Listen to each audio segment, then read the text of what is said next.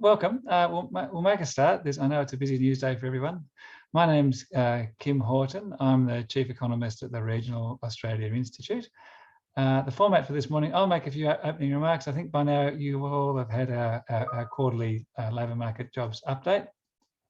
So I'll make a few sort of summary remarks about that, and then I'll open it up for questions. We are recording the webinar, so we can certainly forward that content to you if you'd like to use that recording in your own work, either to check notes or whatever, then that's fine. Just let Emily know.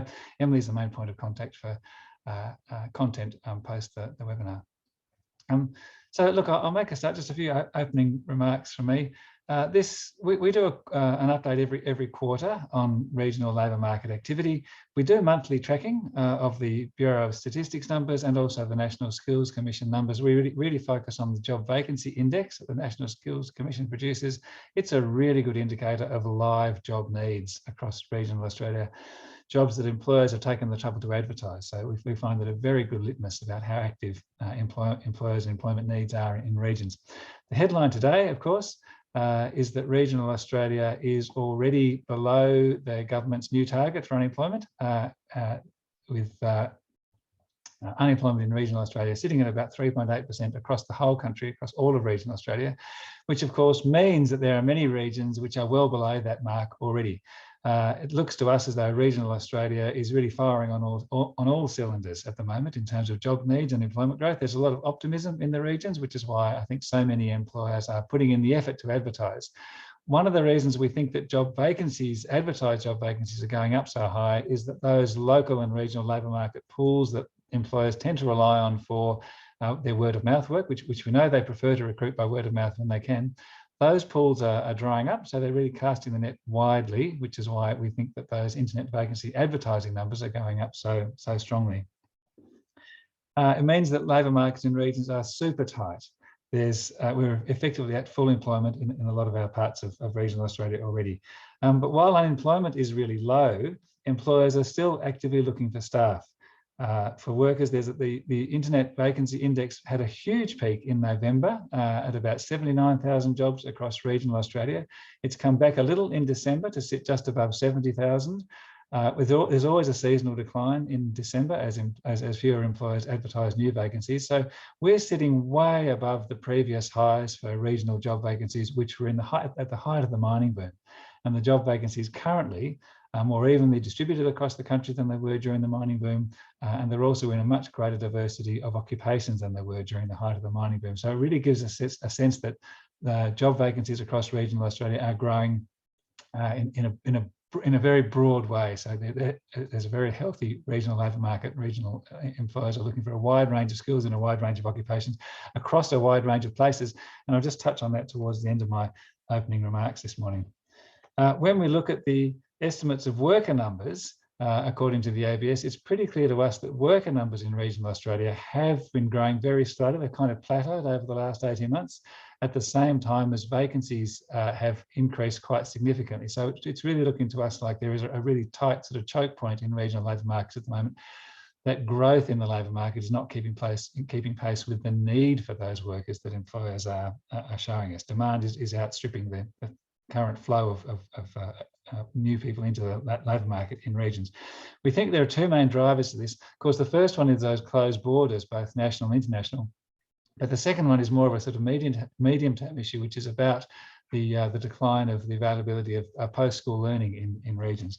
On that first point about closed international borders, I think many of us used to think that those international migrant flows, skilled workers, but also unskilled workers, we really thought they were focused on the cities because that's where most of those migrants ended up when they first arrived in Australia. But I think the last 2 years has shown us just how reliant regional employers and regional economies are on a steady flow of migrant workers of all skill levels. There's a lot of media exposure recently about pickers and packers through the picking season, through the harvest season, and they're certainly part of the mix. But we know that those high skilled migrants have been actually a really important part of regional labour markets for a long time. So that kind of busts one of those myths about the migrants only being important in capital cities and that their flow of sort of cultural diversity into our inland areas has been slow. In fact, it's been really quite much more than we expected, I think, and we can see the consequences of that as those job flows, as vacancies have had to jump because those natural flows of migrants across regions have really slowed. The other part, of course, is, and it relates to that skills mix, most of the growth in vacancies over the last 2 years has really been in Certificate 4 level qualifications and above. So we're looking at sort of TAFE courses, technical, skilled trades, professions and managers. That's the vast majority of current vacancies. Almost 3/4 of vacancies at the moment fit into those categories. So we've seen a really strong growth in the sophistication of regional employers and what they're looking for in terms of skills, at the same time as there's been a gradual, steady sort of rundown in the availability of post-school learning, whether it's vocational training or tertiary education in regions. This is a medium-term issue. It needs to be addressed to ensure that our regional workers and our regional young people have got the right skills to access these kind of higher wage, higher skill jobs that their employers are now looking for. We were delighted to see our Regional Education Commissioner, the first ever Regional Education Commissioner, Fiona Nash, appointed just a few weeks ago, and we're looking forward to working with her to advance that particular agenda. Fiona will actually be the headline speaker of a webinar we have coming up on the 22nd of February around solving regional jobs issues, along with Rachel Whiting, who's been driving a lot of creative local responses and regional responses to job issues in the Riverina. So tune into that one on the 22nd if you want to hear some answers to these challenges that our research is suggesting. I might just take a couple of minutes to comment on some of some stats that are interesting for us in terms of how some regions have really changed over the last couple of years. There's a bunch of regions that have been a bit sort of stagnant, a bit stuck in terms of low vacancy growth and low population growth. They're in most states, they're often the most inland regions, so places like Western Queensland, Western Victoria, fit into that basket, Western New South Wales and many parts of South Australia. So they've been seeing, for the last couple of years, they've been seeing low vacancy growth and low population growth.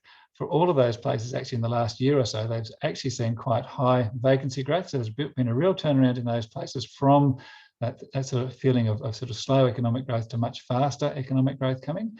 What's lagging behind is population growth. They are turning up. We do a quarterly release with the Commonwealth Bank called our Regional Movers Index, which tracks Commonwealth Bank customers' relocations, and it's quite an up-to-date tool. Those places in those western parts of the states are in the mix in terms of population growth in these very recent sort of population trends. So there's a sign that might be turning around as well. So for those sort of places, it's really positive. I think that they've had a decade or so of relatively slow growth, and that's really looking like that's turned around in the last year to 18 months. On the flip side, there's other places in regional Australia where there's been high population growth but low job growth. They're often sort of sea change kind of places like the north coast of New South Wales, Blue Mountains, Geelong, far north Queensland, places that have seen sort of traditionally fairly strong population growth, but jobs growth's been lacking. Now, the really exciting thing, and for me as an economist, and I do get excited about some things, one of the really exciting things for me is that job vacancy growth in those particular regions has been really quite strong over the last year. So we've seen growth, for instance, in the New South Wales north coast of 26%. In terms of vacancies over 2021, which is a big improvement on where it was in the previous 5 years. So it's looking like for some of those high population growth places, which have been a bit stuck because they haven't had the job growth to go with it, that too is turning around, and those places are now seeing quite high job growth as well as population growth, which is a really good sign for the future. Again, we've got to make sure that locals can get into those jobs. They've got the skills that employers are looking for, so they can get those higher wage jobs that are now currently on offer. If we can get that mix working right, then we can get that higher wage, we can lift average wages in those places, and that'll start to really change the trajectory for those places, because they've often been seen as low wage, low income kind of havens for people to escape to. If we can get those locals skilled up, getting into those higher wage jobs, that's going to lift average incomes, it's going to lift disposable income, it's going to further increase the economic and sort of labour market and cultural diversity in those places, which is a really good thing in the long term. So there's a few comments there about a few particular places and just some trends we've seen on some of the places that have had a bit of a hard time in recent decades. Just a quick comment before I finish around housing. We know that population attraction is a big part of this. We know that generally population growth has been a bit slower than employment vacancy growth has been. We'd like those to line up. So we have a national campaign called Move to More, which is around promoting the attraction of regional Australia as a place to live and work. We know that one of the challenges there at the moment is around housing. The housing markets in regional Australia are very tight. We have a discussion paper which we'll be releasing in the next couple of weeks on that, and a program of work over the next couple of months, again, focusing on solutions to document and showcase the kind of regional responses that people are taking to exactly that housing challenge in their place. So that's the end of my opening remarks. I'm happy to take any questions. Now I've got, if you feel free to put a question in the chat or in the Q&A, and we'll invite you to come and put the question. I've got a question here from Jared in the chat about Western Australia and the impact the hard border has had on the latest mining boom. Look, WA it's interesting. All these data are, oh, sorry, Jared, you're there. Would you like to ask that question?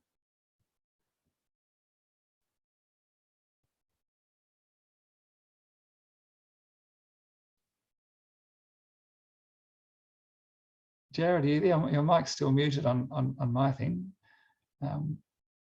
Look, the question was how about the impact of the hard border closure and the mining boom. When we look at the data across the country, WA's growth in vacancies has not been as high as the other states, and I think that's because there's been so much volatility in the other states. So in a way, I think that hard border closure has kept Western Australia's economy on more of an even keel, so it hasn't seen the massive highs and lows that we've seen in the other states. So the overall growth has been sort of strong but steady, rather than at the really extreme ends that we've seen in other regions. I think the hard border has had a big impact on the fly-in, fly-out model. So those employers, there has been a resurgence in mining employment in those mining regions, and they've really had to look internally within the state at finding the staff. So I think in the short term, that is going to have a bit of an impact. It will, because that labour pool is fairly fixed in WA at the moment until those borders open, it's certainly going to put a squeeze on some other occupations, I think. I've got another question here from Jamison Murphy. Would you like to ask that question? G'day, mate. Hey. Yeah, are places like Newcastle and the Gold Coast included in this? I know they've been included in other reports, and some people would argue that they're not necessarily classed as regional anymore. Yeah, no, that's right. So we have detail that they are short question. The short answer is yes, they are. They're regional in the sense that they're not our mainland capitals. So this regional data refers to everywhere that's not one of the mainland capital cities. So Newcastle and the Gold Coast and Geelong are all in these data as regional places. They are. We pull them out separately too. So you can see that there's they've been up and down a bit. They haven't actually seen the high growth in vacancies they haven't seen as high growth in vacancies as many of the more inland places, because they've often had a more of a sort of capital city like response pattern through COVID. So they've been a bit subdued in the impacts and a bit subdued in their recovery compared to some of those inland places. So, yep, the numbers are certainly in there because they're not the capital cities, but we do like to report them separately so that everybody can get a sense of how that variation is across the country, from those sort of really sort of outer urban places like Newcastle, Wollongong, Sydney, the Gold Coast, and then the more heartland, more remote parts of regional Australia. We do have a regional vacancy map on our website, which has all those places all listed separately. It's quite easy to click on those and see what the current status of the employment of the job vacancy numbers and the mix of those numbers is. We've got a question here from Sam Crow.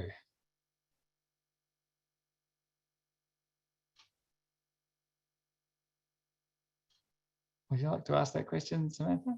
Oh, sorry, it's just come through. So Sure. On the north coast of New South Wales, a lot of businesses are struggling to find staff. In particular, we've seen that in hospitality, manufacturing, and then some of our producers and people who are packing those productions type stuff. Is that reflected in the report at the moment? Yes, it is. Not so much in the quarterly written report, because that's a bit of an overarching summary. But if you look at the website, again, you can look at the North Coast and you can click through a couple of levels of occupational need.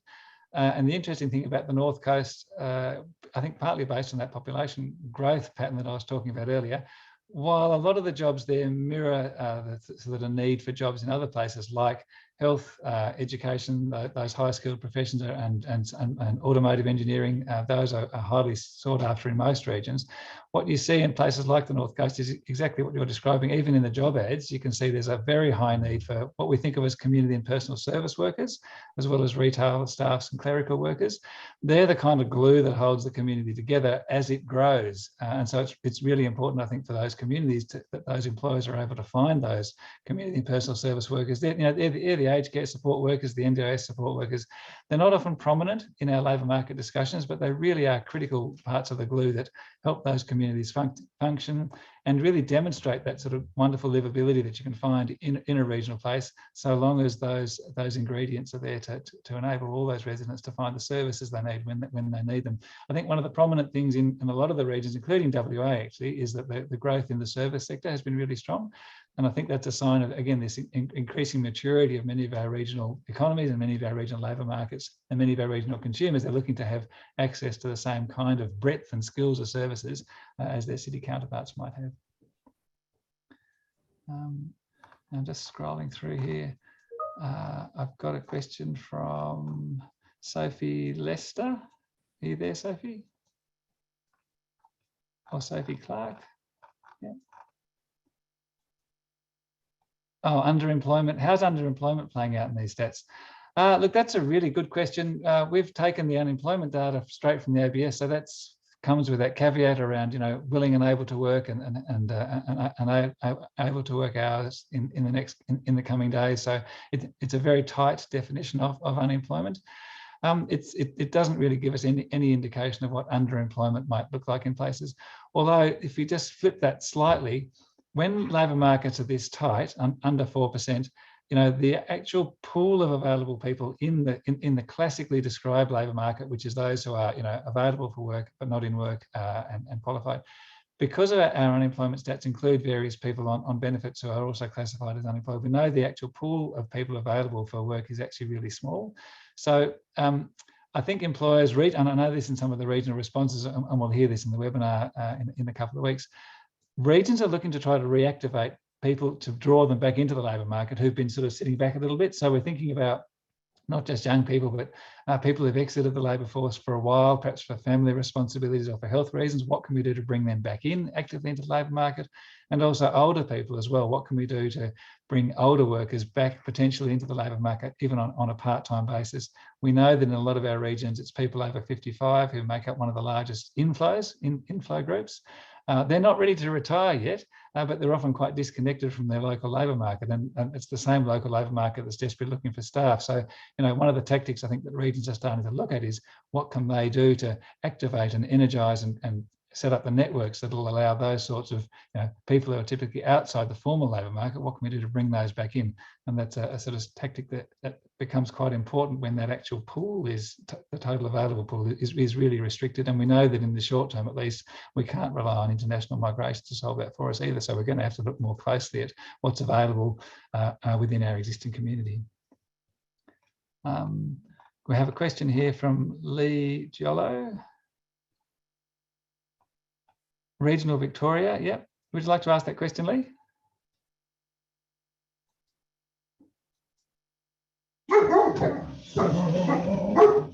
Oh, okay. And then I can see there you say you can't ask it in person. That's all right. That's all right. So the question is, what about regional Victoria? Places like Albury, Wodonga, Goulburn Valley, Central Victoria, and Sunraysia. Have border closures and lockdowns had a major impact? Look, I think the short answer is yes. If you look at our stats, the sort of summary table, you can see that regional Vic had a 60% growth in vacancies in 2021, much bigger than the other states. And again, you can see that WA was much lower, around 20% because it was more even. So I think what we're seeing is big jumps, big catch up, big regional Victoria playing a big catch up game in 2021 because of the intensity of the lockdowns the previous year and that sort of on again, off again through 2021. So when those sort of lockdowns lifted and when activity was running, there was a lot of pent up demand. So that's why we saw such big increases. And if you look at the sort of the highlights in terms of regions that we're picking out, most of the regions that stand at the top of the list in terms of vacancy growth for 2021 were in regional Victoria. And that reflects that really rapid growth, that catch-up growth they were trying to do through 2021 because they were held back in 2020. Got a couple that though. I mean, you know, regional tourism has been pretty solid. Been pretty solid. I think a lot better than a lot of people expected for this summer. So that helps to generate a sense of optimism in regional Victoria. Melburnians getting out of the city and travelling regionally in the state rather than going overseas. And of course, the rain's coming back. You know, to a lot of parts of regional Australia. Commodity prices are good. Meat prices are good. A lot of those producers are doing well. So there really is a sense of optimism, I think, in a lot of our parts of regional Australia, particularly in regional Victoria. Another question from Jamison. Yeah, g'day again. What surprised you most about this data? Were there any regional myths that were dispelled? Because I know in the past, a lot of your data has, or reports have sort of dispelled some preconceived notions that we have about the regions. Yeah, look, I think we've been telling a pretty consistent story about the quality of jobs in regions and how that's growing. So that really isn't a surprise to us anymore. I think we were surprised when we put all those unemployment numbers together that actually across the board, regional Australia has got such a low average unemployment rate. There's always a real mix. There are places with high unemployment and low, and generally, you know, traditionally regional Australia has been slightly higher than the metro areas. But in this quarter, it's down and well down in many regions. So I think that did surprise us that even in this last December quarter, there was such a significant further tightening of what were already tight labour markets. For me too, I mean, I'll be quite frank, that the comments I was making about these the sort of the places, that regions that have been sort of struggling for a while, lots of population growth but no jobs growth. Seeing those places really high on the list in terms of vacancy growth was quite surprising, and is actually quite exciting in terms of getting a better balance, a better mix of economic growth across regional Australia. So, you know, when we look at places, Blue Mountains, Geelong, far north Queensland, places that have seen that sort of really high levels of population growth for quite a while now, to see that employment need jumping as well was really a pleasant surprise for us. I have another question from Owen. Jacques, would you like to ask that?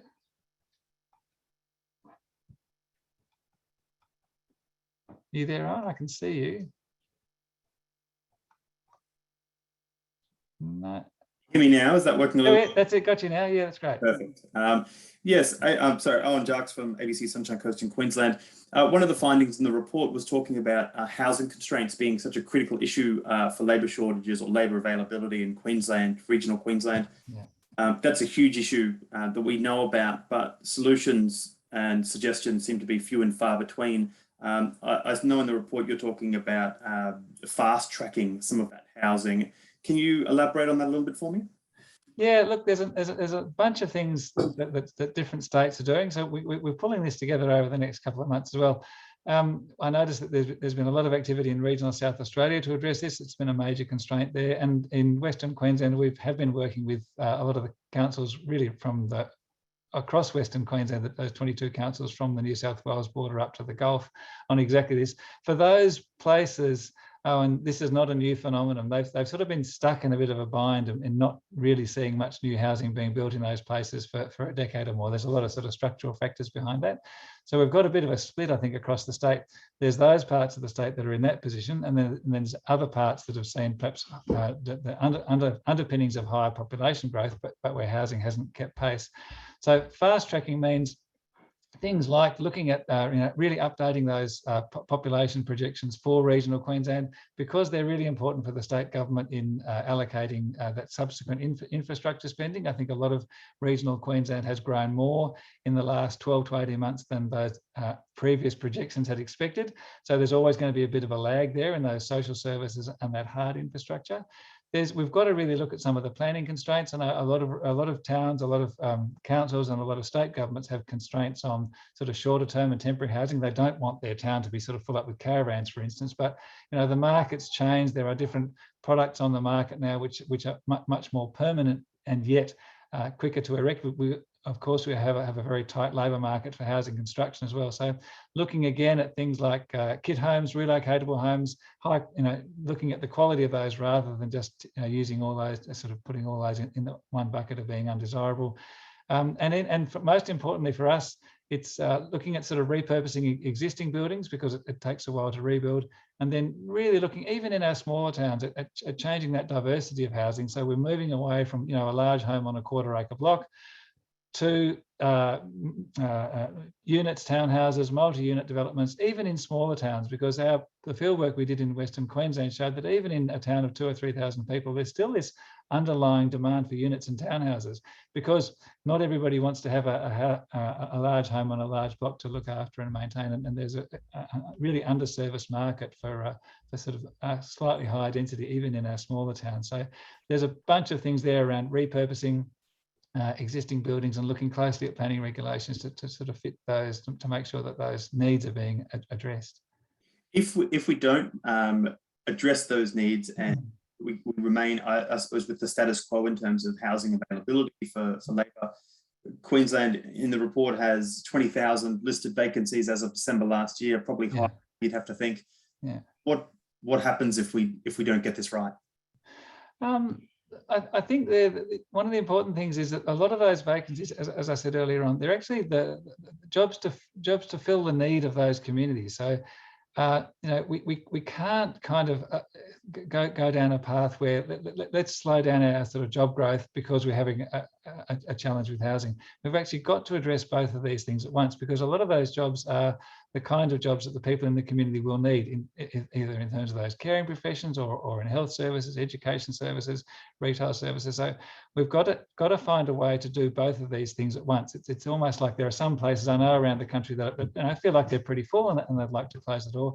That's not really an option, because if you do that, you're really sort of undermining the sort of that livability and the medium-term viability of your community. So it is about looking creatively at finding places, finding accommodation for the workers that are needed, both in the short term and in the medium term. And there are some, we'll have some examples coming through in a Regions Rising webinar we'll be doing in April, where we've seen some quite active proposals by builders, by regions, to address this in the sort of short and medium term rather than just the longer term. But I think the short answer, Owen, is we've really got to work on both these things in parallel in order to keep those communities functioning well.